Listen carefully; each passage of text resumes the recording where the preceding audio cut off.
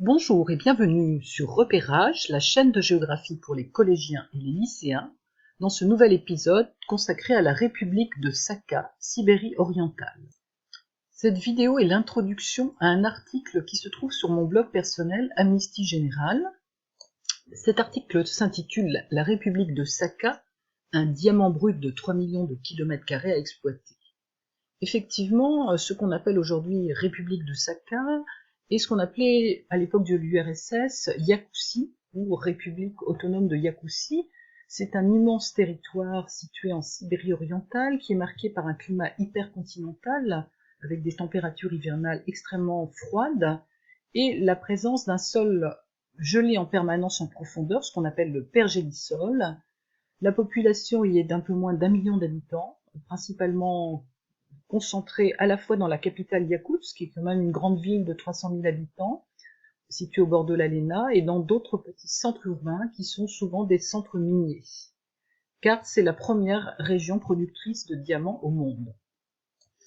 C'est pourquoi j'ai choisi comme première photographie pour cet article cette mine d'Udachnaya, qui est une mine de diamants à ciel ouvert, qui ressemble beaucoup dans sa configuration à la mine de Kimberley en Afrique du Sud, qui avait été ouverte au XIXe siècle, et l'on voit à perte de vue à l'horizon ces étendues de taïga, de plateaux de taïga, qui sont caractéristiques de cette région de Iakoussie. J'ai donc construit cette petite carte pour un peu se fixer les idées et comprendre comment s'organise cette République de Sakha au sein de la Russie. Donc, elle est ici représentée en rouge. On voit l'échelle, 2000 km, on se rend donc de l'immensité entre la ville de Moscou et la ville de Iakoutsk, donc des distances absolument considérables.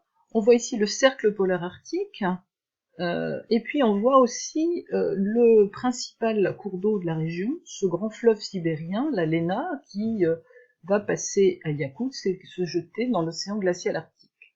J'ai aussi voulu indiquer donc l'Oural, cette montagne qui marque le passage vers la Sibérie, avec cette Sibérie occidentale ici et la Sibérie orientale, ainsi que ces chemins de fer qui ont été les voies de pénétration au XIXe siècle de la progression russe vers l'Est, le transsibérien qui rejoint Vladivostok, le Baïkal-Amour magistral qui est un peu plus au nord, et cette ramification qui se dirige vers Iakoutsk, mais qui n'est pas encore terminée, qui s'appelle le YAM, le Iakoussie-Amour magistral.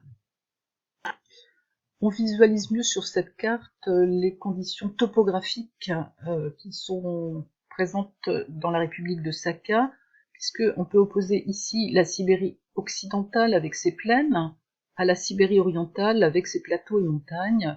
C'est ça qui caractérise la région où se trouve Iakoutsk. J'ai résumé sur ce tableau un certain nombre de caractéristiques concernant la région, l'idée qu'il s'agit donc d'une république autonome de la Fédération de Russie, les caractéristiques concernant sa configuration, son relief, son climat, le réseau hydrographique avec la Lena et ses deux grands affluents, l'Aldan et la ville Lviv, ainsi que quelques lieux à retenir correspondant aux mines de diamants à ciel ouvert, à l'endroit où se trouve la grande usine d'Alrosa, qui est le groupe minier principal, ainsi que les problèmes concernant l'accessibilité et la circulation. Je voudrais juste terminer ici en montrant quelques images qui me semblent caractéristiques de la région. Ici, la Lena gelée en hiver qui sert de route. Autre image importante, c'est la Lena au printemps, cette fois-ci, à Lensk, on est sur le cours supérieur.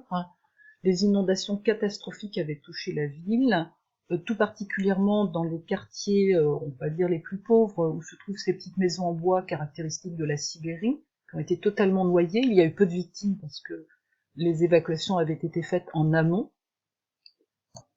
Et voici une troisième image à une autre saison, donc après l'hiver avec la Lena gelée, le printemps avec la Lena impraticable à cause du dégel et des barrières de glace qui provoquent des inondations. Voici un affluent de la Lena, l'Aldan, à Tomot à l'été 2018. C'est le dernier endroit le plus au nord où l'on a construit des ponts. Ici, à la fois le pont routier sur la A360, qui est une belle route qui dessert la Sibérie orientale, et à l'arrière-plan, le pont ferroviaire sur cette nouvelle ligne de chemin de fer qu'on appelle le YAM, la Yakoussi Amour Magistral, et qui n'est pas totalement terminée. La suite de l'article évoque l'exploitation du diamant par la grande société publique Alrosa, qui emploie plus de 34 000 personnes à travers le monde. La suite de l'article évoque également le sort de la ville de Yakoutsk, environ 300 000 habitants, située à 62 degrés de latitude nord sur du pergélisol, ce qui explique tous ces tuyaux qu'on voit à travers la ville et le fait que tout a dû être construit sur des plots en béton armé. Enfin, je termine en parlant un peu des Yakoutes, les peuples les plus anciens dans la région, avant l'implantation des Russes à partir du XVIIe siècle, qui continuent à pratiquer de temps en temps quelques rituels chamaniques.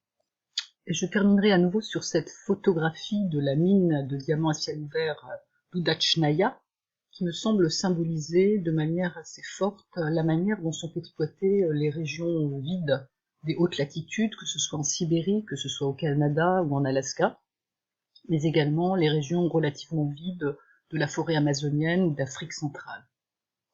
Et je vous dis à bientôt pour une nouvelle vidéo sur Repérage, la chaîne de géographie pour les collégiens et les lycéens.